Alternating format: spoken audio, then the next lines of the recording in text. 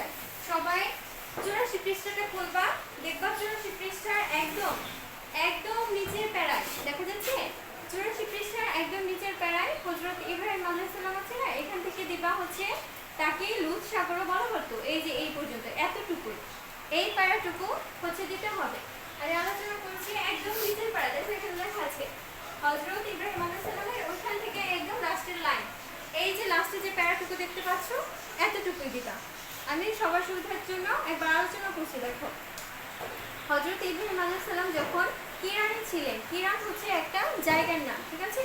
কিরানে ছিলেন তখন তিনি লূত আলাইহিস সালামকে সত্য দিন প্রচারের জন্য পূর্ব জর্দানের সামুদ ও আমুরায় পাঠিয়েছিলেন। এই যে যে শব্দগুলো শুনছো, শব্দগুলো পড়ছো, এগুলো কিন্তু হচ্ছে জায়গার নাম। পাঠিয়েছিলেন। আরব, ফিলিস্তিন ও শামের মানচিত্রে দৃষ্টিপাত করলে বর্তমান পূর্ব জর্দান ও ফিলিস্তিনের মধ্যে একটি বিখ্যাত ও বিশাল জলাশয় দেখা যায়। এই যে জায়গাগুলো দেখছো, এই জায়গার মানচিত্রে যদি লক্ষ্য করো তাহলে দেখা যাবে কি একটি বিশাল জলাশয়। এই যে বিশাল জলাশয়টা দেখতে পাচ্ছ, বলা হয়েছে না, এই বিশাল জলাশয়টাই মূলত হচ্ছে মৃত সাগর। এই জলাশয়টাকেই বলা হয় মৃত সাগর। এই জলাশয়টাকে